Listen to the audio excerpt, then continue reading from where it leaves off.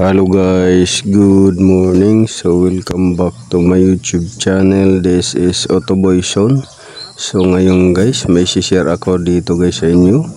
Toyota Hilux, yung ginagawa natin, itong Conquest.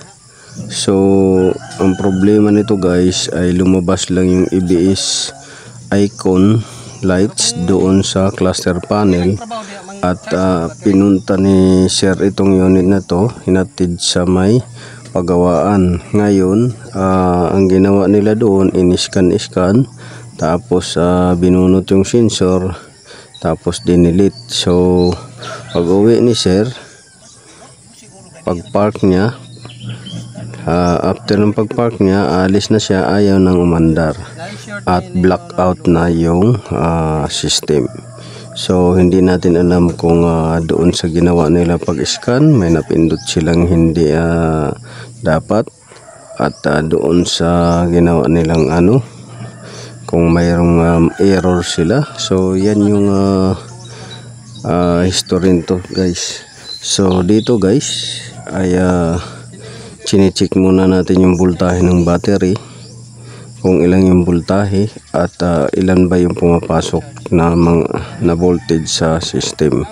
So yun yung so na-found out natin na itong unit na to kumukurap-kurap lang lahat ng mga ilaw at blackout yung nangyari. So ito guys, dito tayo.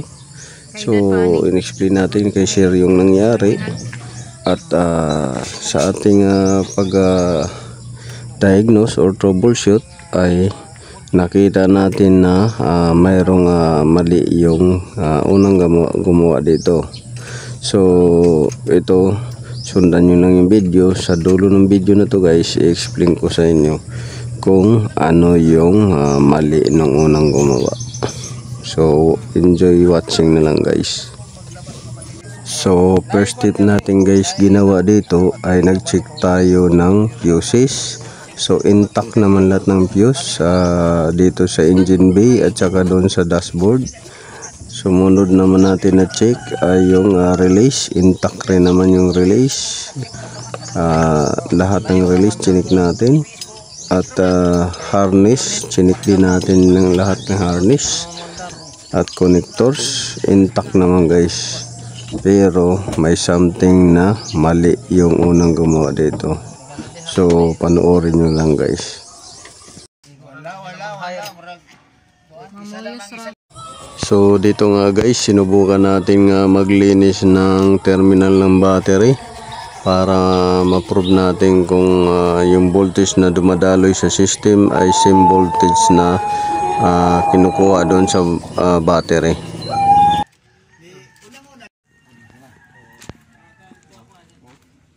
Tracy na nga na magic. Di nasubrahan pa gani. Sobra pa, may pasobra pa. Kalinga. Sobra na siya. Ganyan na talaga, mag-relax na na. Magpahangin ra. Mag-relax na ganyan siya. Pasok niya. Relax lang pala. Kaya na siguro. Kaya relax kay, ano man problemado man siya. Problemado man, relax. Relax na siya. Ini mga 12 siguro.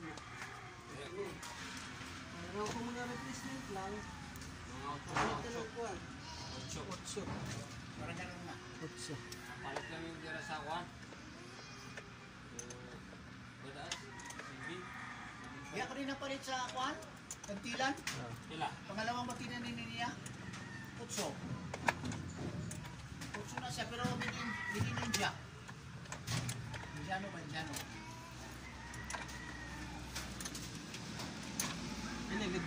Palit ka ng battery ang India, may apil ng tools. Apil tools. So, kung pang madaraw, so ayaw. Pasobra kag tools. Sige lang, diyan lang, kape. Timpla ng kape doon, sis.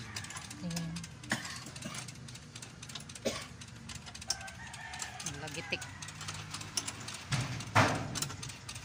Ari ba, lagitik yun. So dito guys, binalik na natin yung battery dahil 13.5 volts naman yung laman. At dito nga kumukurap-kurap na naman yung mga ilaw, lahat ng mga accessories ay nagmamalfunction. So dito guys, check natin kung may mga short to ground, short to power na mga harness. So sa last video nito guys, malalaman nyo kung anong nangyari. Malagutok.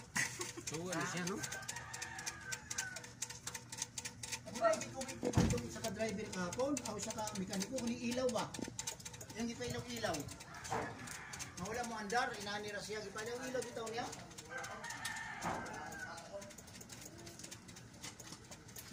Parang dito na side eh. Dere. Dere mo, kampo dere. Duha. Sa throttle. Yung banda sa kuan.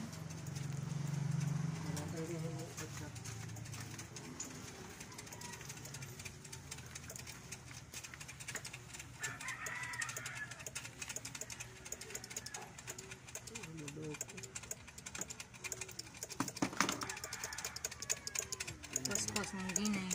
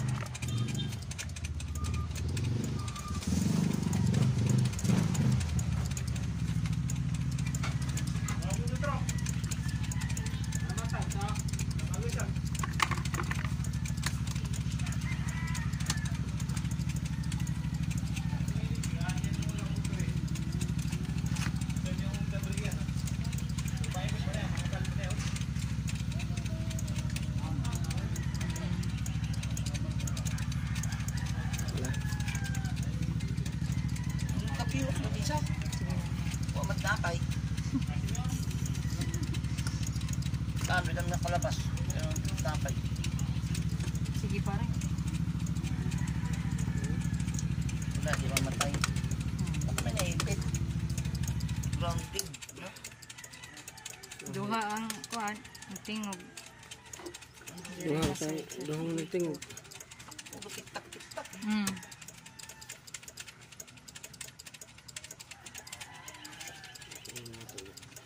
Bakit ba ang katingog? Wala. Ay, patang lihat. Sige.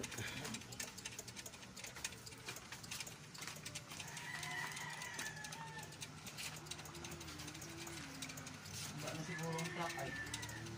Pagiging na doon yun. Wala pa yun.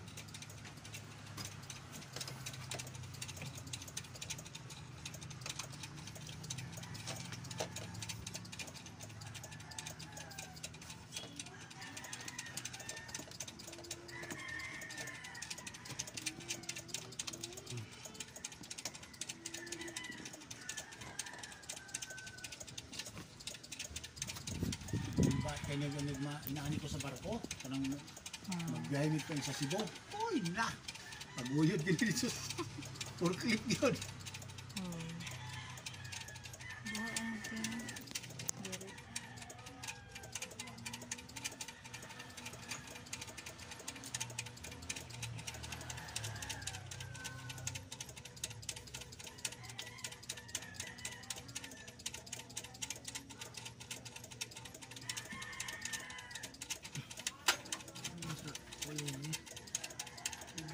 Di ba may manual siya din pa?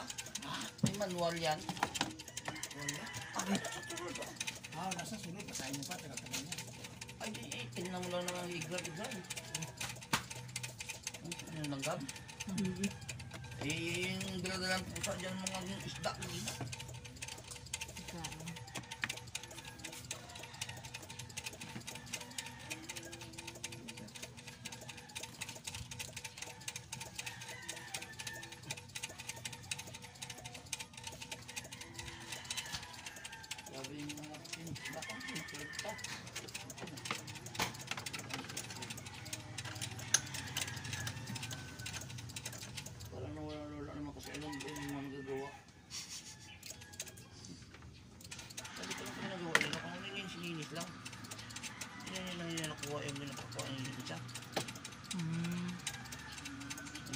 EBS. Akin naman naman ang EBS.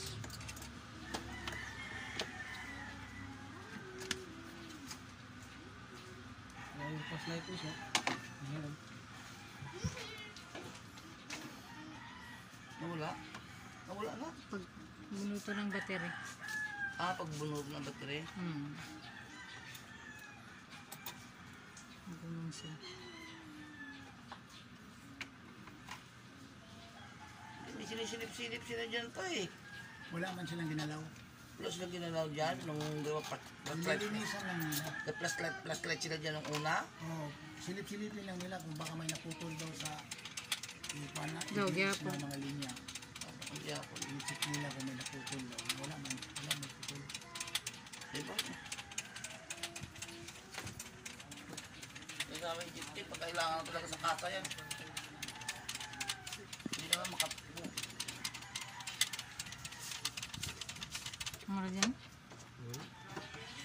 Hotel ni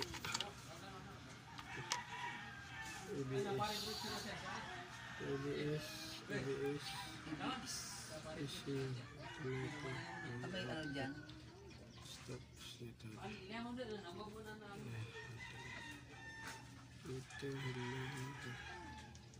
ito set of clearance limit with latch to blue plug look at so Mapa pala siya. Mga fuses. Hindi kasi paano ito.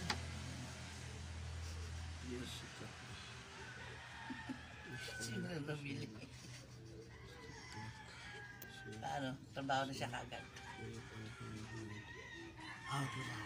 Trabaho na kaagad yung, ano, sabi ko, hindi na periodic to sumunod sa pulpa. Trabaho siya kaagad.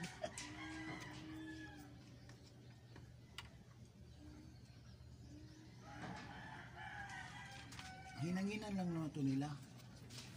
ini Hindi, wala nga abrihin nila. so nakaiba siya di pa hinuulo suyod So yun. Wala man ang abrihin nila pero hinanginan lang nila ng diri ba? Ano tanggal yung ano? dito ini nagka-diferensya sa ilo pag kono computer kamali sila ng kuwan Ang pindot, nagawa ng computer. trigger yung ano triggeran iya Magkamali ka rin pala ng pindot. Bakit? Oh, Mas pantong din. sira ang computer.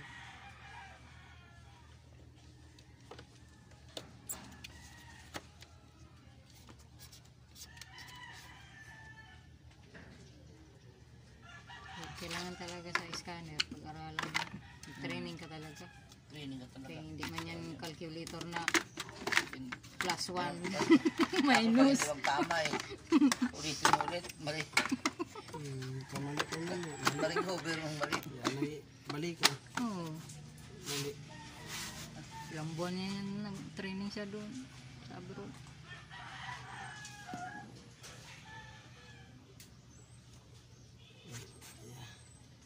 may mga kinagatan ay although may daga dito May daga.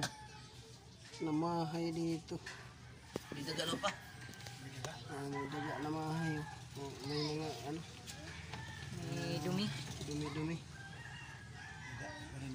oo hindi alamang dito May pinuto ng linya dyan. okay yan Ano nag-trigger yung nga pinuto ng daga yung sa Candy Oro, yung sa tubig? Yung umuwi kami sa Luilo, iniwan namin doon sa parking lot. Nagbayad lang kami. Nagtaka ko eh. Isang linggo yata yung sobra. 10 araw yan. Naulanan dito kami, na anong hunong ang ulan, napo kayo. Mm. Pag-anan ako dito, mugaw sa tubig ko, no? Hmm. Gabarihan ako, kita na kung may pabumba na ko. Hindi naman yung mugaw sa ba? Tubo. Kasaway. ano na dimasag mga dikit na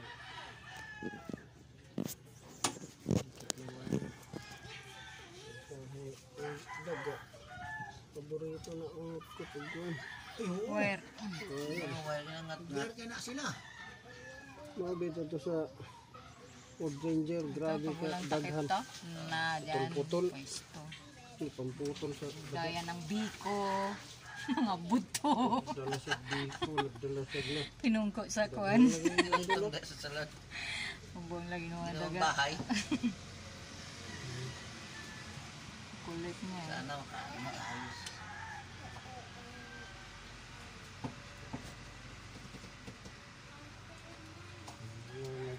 Mga tae din. May tae. May tae ng daga. Naka-anak na sila sila, dili ko di wala na sila makubi-kubi diha. Lagi na sila yung mga anak natin. Oo, kaya nga sila diyan ang standby eh. Ayan o. Mga tae. Sundan na ito, nakibasig na Tagkot-kot. kutkot na ni dampi sa body. Hilig grabe na sila. Kuan. Spray-sprayan mo rin ni sir ng kuan. So may pang-spray para sa daga. Di, butanay mo ng mga WD-40 mga. Ay, ayaw nila yung amoy nun. Mabaho yun. Reporte. Ayaw nila yan. Oo. Sa hindi masira yung mga ano parts. Pag crudo kayo Sayang, masuksok pa na ba rin. Diha. Suksok pa na. Dito madalas eh. Ang paborito nilang pwesto. Buto niyo kung ibang memory dyan.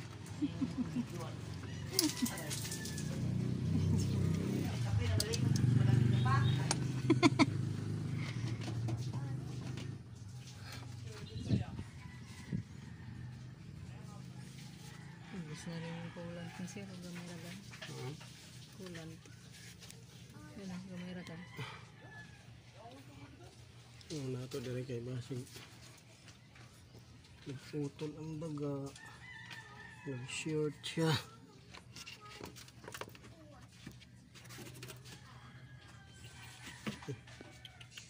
Hanggang?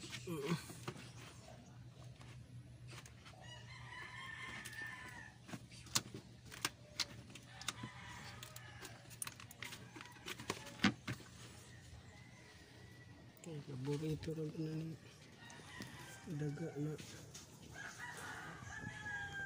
Ano? State of health 0%. Standard 650 amps. Voltage 9.78.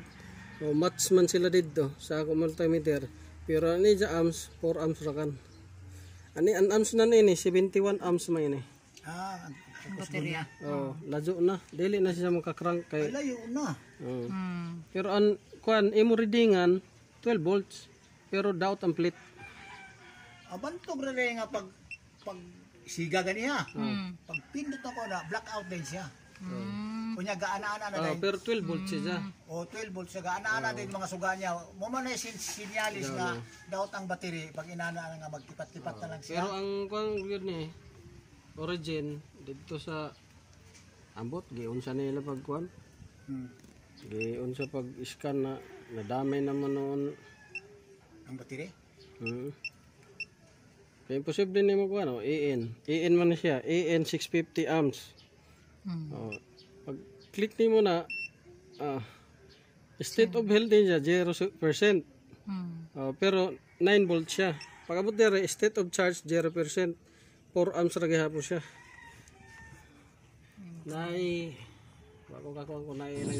So dito guys, umandar na yung unit natin, Toyota Hilux. So ang issue nito guys, main issue ay nahanap na natin. So hindi na siya nagmamalfunction mga accessories, ilaw, pati yung internal accessories ng sasakyan na to. So okay na, stable na. So ang naging problema nito guys, origin cause niya ay doon sa pag-scan nila at kung ano-ano mga kinulikot nila at naepektuhan yung battery. Pero kung i-check mo yung battery guys ay 12 volts, 13 volts, pero ayaw niyang umandar. So ang naging dahilan guys ay mahina yung amperahe. So yung amperes kasi guys ay yun yung volume of electricity. Yung voltage yan yung pressure ng electricity. So na-solve natin yung issue dito guys kung bakit nagkaganon ABS light lang yung lumabas, pero ang dami ng kinulikot. So no check engine, no ABS light, stable na ang panel gauge, pati internal accessories niya sa loob ng sasakyan. So yan lang guys ang maisi-share ko sa inyo kung bakit hindi umandar itong Toyota Hilux, dahil sa workmanship error ng unang gumawa. So yun lang guys, maraming salamat. This is Autoboyson. Naway nakakuha kayo ng konting kalaman at naway na-enjoy ninyo yung panonood. So halo lang dyan yung ating dialect dahil Bisaya naman tayo, dito tayo sa Mindanao. So ngayong guys, goods na 100% battery charging, health 100% battery.